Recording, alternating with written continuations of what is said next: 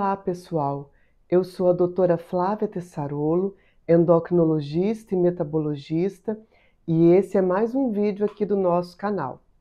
Antes da gente começar o nosso conteúdo de hoje, não posso me esquecer de pedir para você já se inscrever no nosso canal, se você ainda não é inscrito, e também ativar as notificações para você não perder nenhum conteúdo interessante que vem por aí. E se você também ainda não me segue nas outras redes sociais, eu vou deixar o link delas na descrição e o WhatsApp do consultório caso você precise. Combinado? Dentre os problemas endocrinológicos que eu atendo no meu consultório, como por exemplo, obesidade, diabetes, as doenças de paratireoide, tireoide, menopausa, eu também cuido de pacientes com problemas de hipófise. Aqui no YouTube eu tenho um vídeo curtinho sobre esse assunto e eu vou deixar o link dele aqui na descrição. Mas eu resolvi hoje gravar um vídeo mais explicativo sobre as doenças de hipófise, porque são problemas muito importantes que acometem uma parcela de nossa população. Então, se você quer saber mais sobre a hipófise, as doenças que podem ocorrer nessa importante glândula e as formas de tratamento, fique comigo nesse vídeo que eu vou explicar tudinho para você. A hipófise é uma glândula bem pequena, do tamanho de uma ervilha, localizada na base do nosso crânio, numa região chamada sela túrcica. Apesar de bem pequena, ela é super importante, porque ela é a nossa glândula mestra. Ela comanda a produção dos hormônios de várias outras glândulas endócrinas do nosso corpo. Então, é a hipófise que produz hormônio que estimula a função da tireoide, das glândulas suprarrenais, da função do ovário, do testículo. Ela produz também hormônio do crescimento, produz prolactina, que é importante para a mulher amamentar, né, porque ela é responsável pela lactação, pela produção de leite, e ela produz também hormônio antidiurético.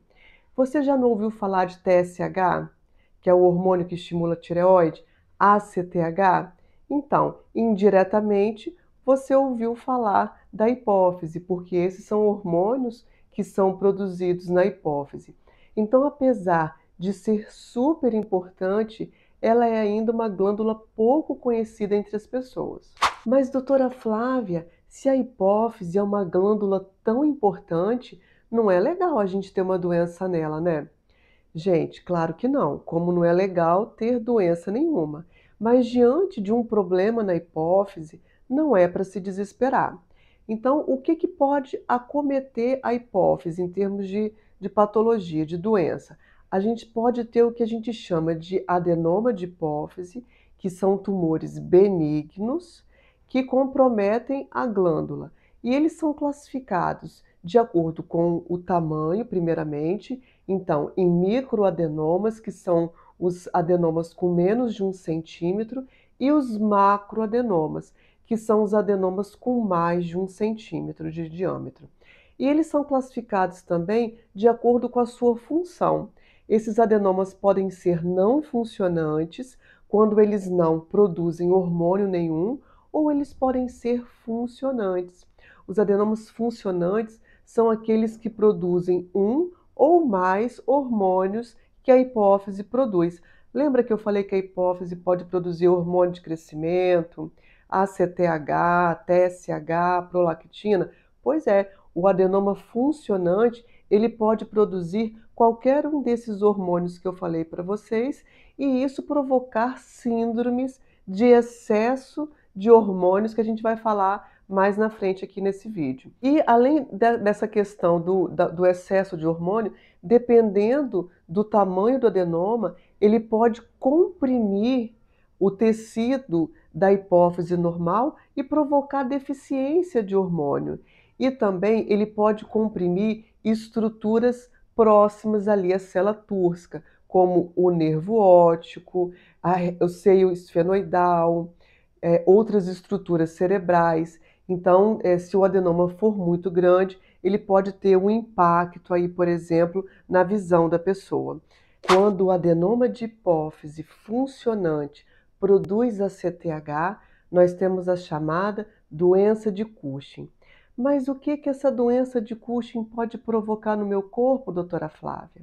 O excesso de ACTH produzido pela hipófise estimula as nossas glândulas suprarrenais produzirem muito cortisol. Então a gente vai ter um excesso de ACTH e cortisol. E com isso a pessoa ganha peso, principalmente na região de abdômen, de tronco, o rosto fica bem redondo, a gente chama isso de faces de lua cheia, que é característica do Cushing.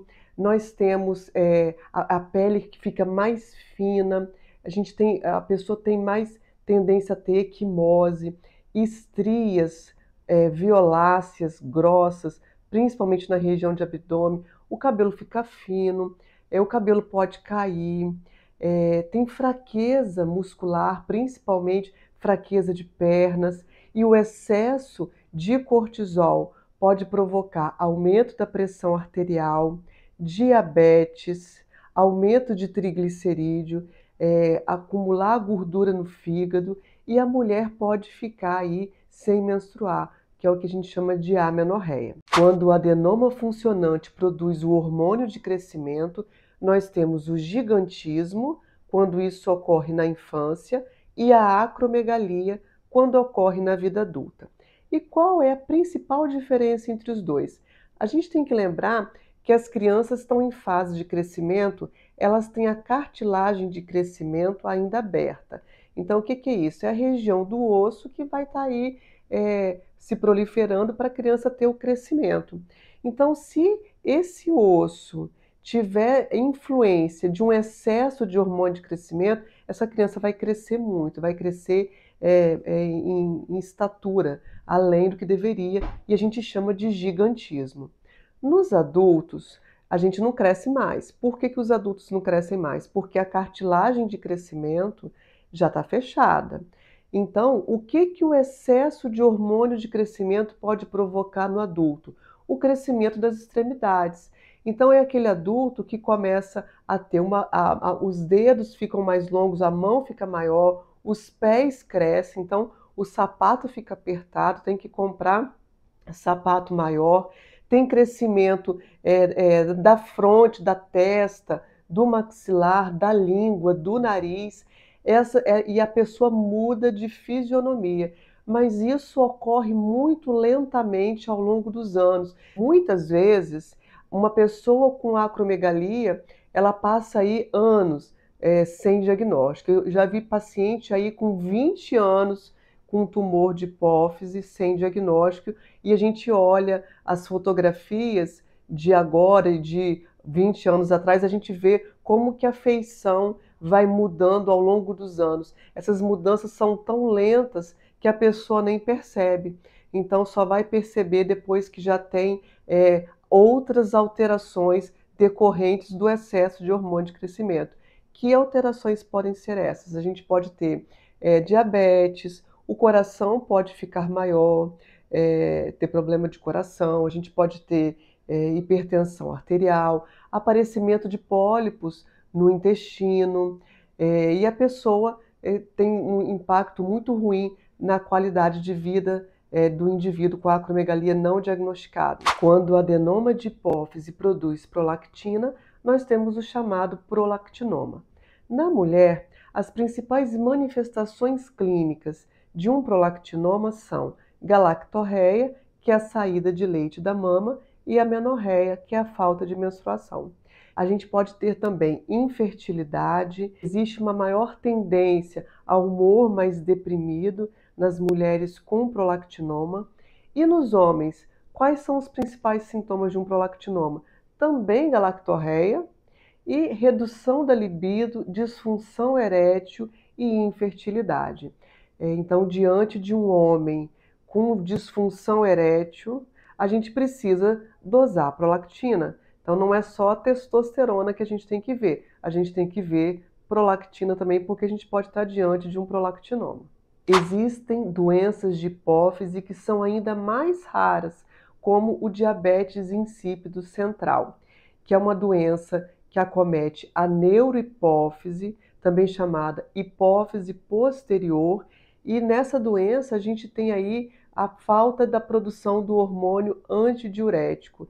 Então a pessoa começa a urinar sem controle e ter muita sede. Mas como eu falei, é uma doença muito rara, mas que a gente sempre deve lembrar que ela existe e que a gente precisa fazer diagnóstico diferencial quando a queixa é excesso de urina e muita sede. Além de todas essas síndromes de excesso de hormônios que podem ocorrer em adenomas funcionantes, a gente pode ter deficiência da produção de hormônios de hipófise naqueles adenomas não funcionantes que comprometem o tecido hipofisário normal. Eles comprimem o tecido hipofisário normal e aí a pessoa passa a ter deficiência de hormônio. Então a gente pode ter disfunção erétil no homem, redução da libido, amenorreia, que é a falta de menstruação, e outros sintomas importantes, como por exemplo, compressão ali do quiasma óptico, que é a região ali do nervo óptico, com comprometimento do campo visual. Para diagnóstico das doenças de hipófise, a gente precisa de uma anamnese detalhada com o paciente, examinar esse paciente e solicitar os exames hormonais que forem necessários e a ressonância de célula túrcica quando a gente suspeita que pode existir aí um adenoma de hipófise. O tratamento vai depender se é um microadenoma, se é macroadenoma e se ele é produtor de hormônio ou não é produtor de hormônio. Para os adenomas que produzem hormônio de crescimento e ACTH, a primeira linha de tratamento é a cirurgia. E aí, se esse paciente não obtém cura pela cirurgia, a gente tem medicamento para que a gente pode usar como complemento, podemos fazer também radioterapia, mas tudo aí vai depender também da idade do paciente, das outras comorbidades que ele apresenta. Para o prolactinoma, a primeira linha de tratamento não é cirurgia, é medicamento. Temos vários medicamentos que reduzem aí o tamanho do tumor, esse tumor pode até desaparecer, e reduzindo assim o nível de prolactina. Gostou do vídeo? Nossa conversa não termina por aqui, viu? Se você ainda tiver alguma dúvida, deixe nos comentários que eu responderei com o maior carinho para você. E se você gostou do vídeo, clique em gostei. Isso é muito importante para o meu trabalho e para o trabalho de toda a minha equipe, além de ajudar o YouTube a entender que você curte vídeos como esse. Se você tiver algum amigo, parente que precisa saber dessa informação, compartilhe esse vídeo com ele. Muito obrigada por estar comigo até aqui e até a próxima!